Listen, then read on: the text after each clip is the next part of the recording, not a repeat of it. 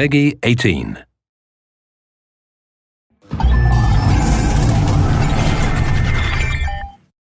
Hello everyone, I'm Colin Graham. I'm the animation director on Watch Dogs, and today I'm excited to present to you a vertical slice of the Watch Dogs free roaming experience.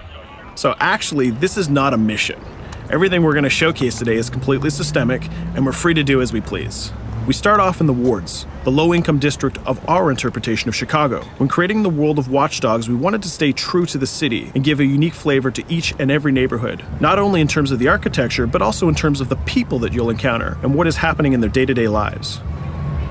In the wards, you'll see working-class citizens, rusty cars, gang members, abandoned houses, and low-grade pawn shops. It's really not the kind of place that you're going to want to be alone after dark. Nowadays, modern cities are increasingly managed by software, controlling traffic lights, electricity grids, and surveillance systems. In our version of Chicago, this management software is called CTOS, or the Central Operating System. The CTOS controls everything in the city, and it was created by the Bloom Corporation. Since the CTOS has been installed in Chicago, people get to work faster, the crime rate has dropped, and the communication networks are now more accessible and stable than they ever were before. It goes without saying that if everything is connected, somebody able to take over the system would be extremely powerful. At this point in the game, we don't have control over this district's CTOS system. The icons that you see over people's head mean that we cannot hack into their mobile devices at the moment. We need to find the CTOS control center, install a backdoor virus into the system to take control over all of the infrastructure in this district. There it is, the CTOS control center.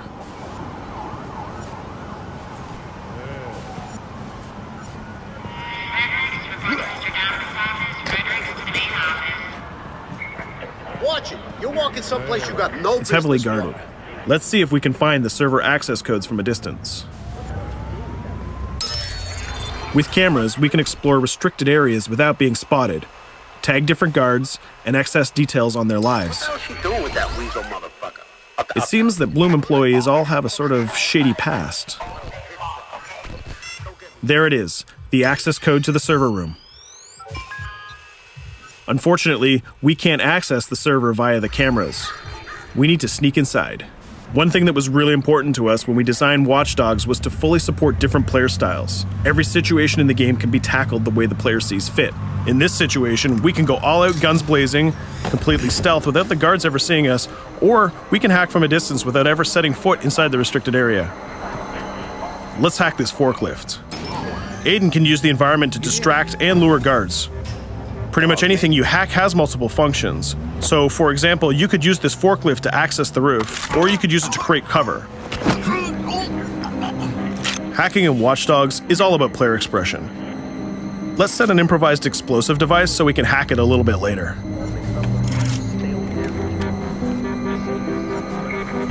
You'll also notice Aiden's low-profile stance. This indicates when the guards are unaware of our presence. We'll try to reach the upper level of the building to see if we can gain a vantage point over our opponents. Everything in the environment can be hacked, so we're going to make some dynamic cover. That's how you spend a day off. Some quality meat. We'll use this forklift to lure the guard towards our IED that we set earlier. Let's see how this plan unfolds. You're working them on.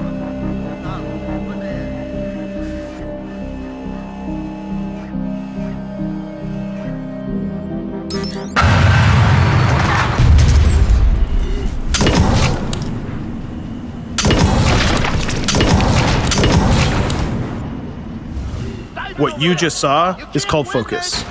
It represents Aiden's analysis capabilities and his quick reflexes.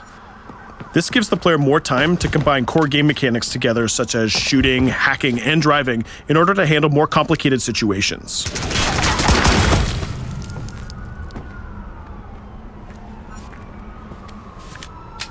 Now we can access that control room.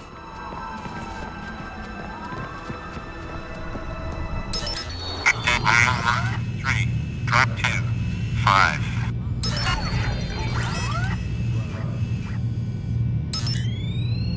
Now we'll be able to hack all of the devices connected to the CTOS within the districts. Thousands of cameras, traffic lights, the electricity grid, and most importantly, all of the citizen information profiles. We can also benefit from the Chicago Police Department Crime Prediction System, which uses facial and pattern recognition to spot potential criminals or potential victims.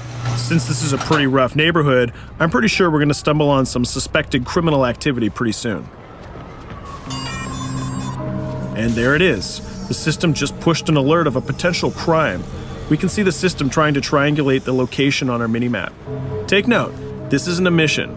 This can happen anywhere at any time. We've just spotted a potential victim.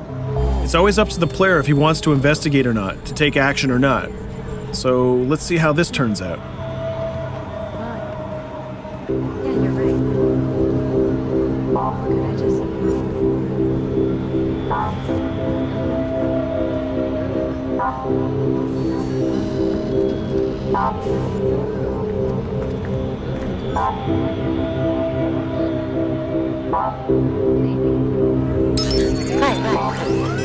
You think you're leaving me? Huh?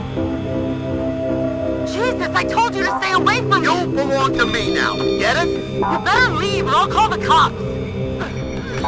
I'll fucking kill you, goddammit. Get off! Yo! That was close. Good thing that we intervened. We managed to prevent the crime, but we triggered a chase. From here, the criminal's behavior is unpredictable. He can try to get away, shoot back at us, surrender, or call for backup.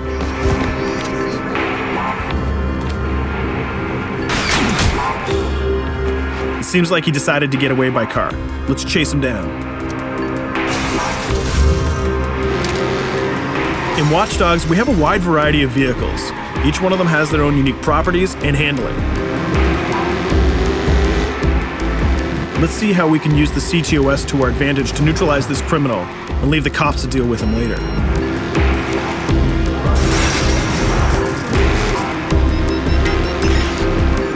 The chase stops right here. Using the blockers usually reserved for the cops during interventions, we managed to stop this criminal without killing him. This gives us a reputation bonus. This system is at the core of the Watch Dogs experience.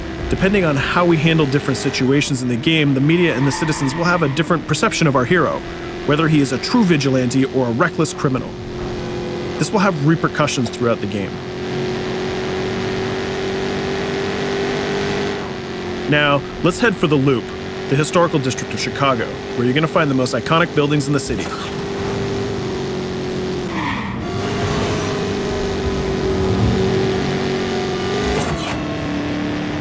We're going to go to a gun shop to see what arsenal is available for players. The economy is a big part of Watch Dogs. Players will be able to grow their arsenal with weapons and craft their tools in order to increase their power and their hacking abilities.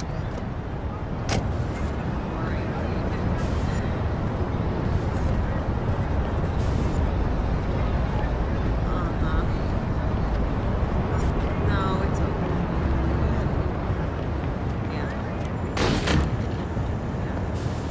You will find all of the weapons that you would expect in a traditional shooter. Pistols, assault rifles, guns, sniper rifles, and grenade launchers, just to name a few. A lot of bullets were fired in our last encounter with the CTOS guards. Let's stock up on some more ammo. Finding everything.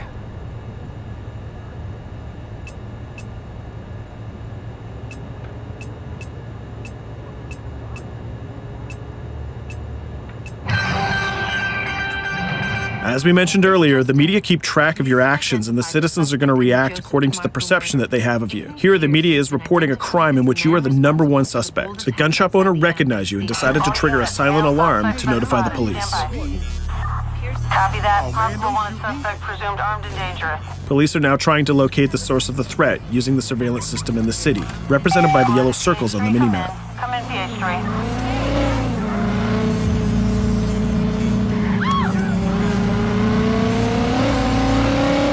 Aiden is able to stall their efforts by hacking into their communication systems while avoiding the scanning areas.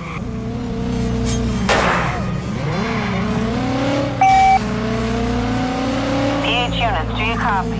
Repeat, squad to all PH units. Once they've lost our trail, we can go back to our activities.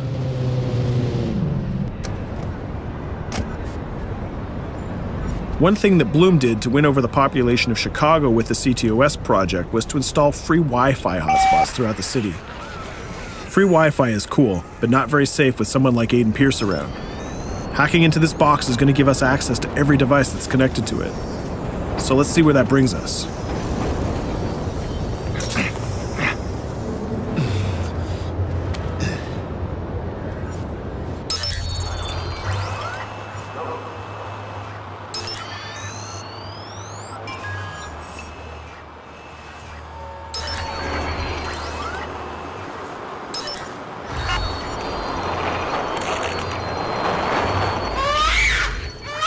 We just hacked into the webcam of a laptop. It seems that we're in the apartment of a mother and we can hear her baby crying in the background. Her bank information is in her mobile phone sitting right there on the table in front of us. It's totally up to the player whether we decide to steal it or not.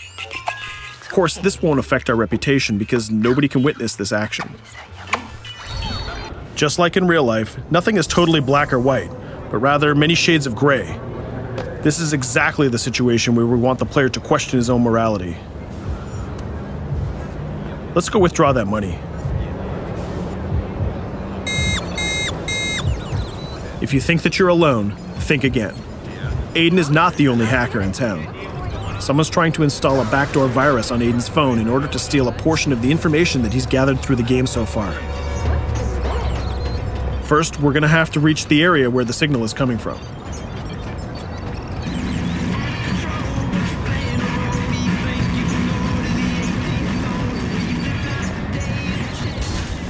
Using our profiler, we're going to try to identify the hacker before the installation finishes.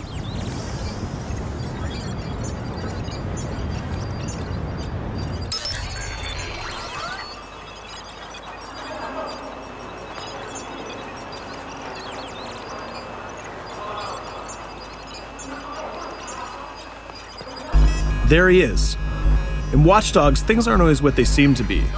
This is actually another player that seamlessly came into our single-player experience. Let's not let him get away with this. We're going to teach this guy a lesson.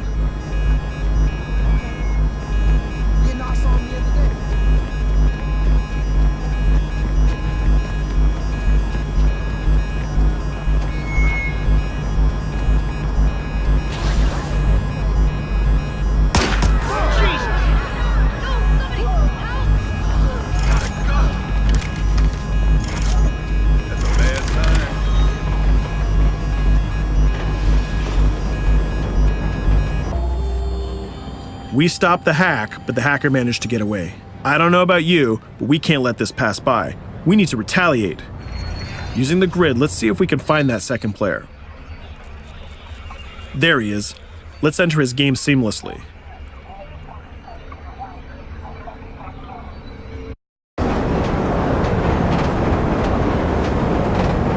The second player is not yet aware of our presence. If we act carefully, he might think that we're one of the many NPCs in the city.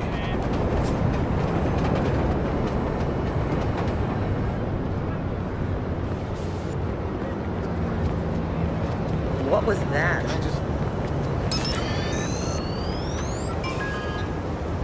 So let's find a place to hide and start hacking. What's going on?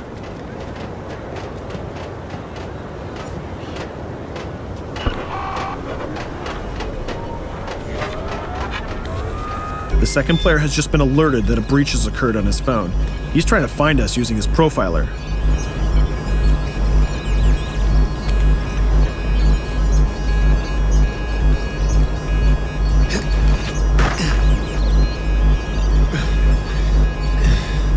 He's dangerously close. Let's hide in the car. We're spotted. Let's get out of there.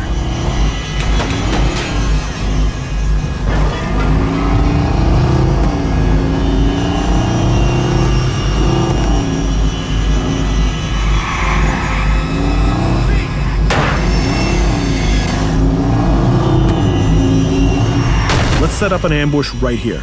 By dragging the other player back here into the alley, we make sure that no civilians get hurt during the firefight. We didn't succeed in hacking the second player, but we did get a little bit of revenge.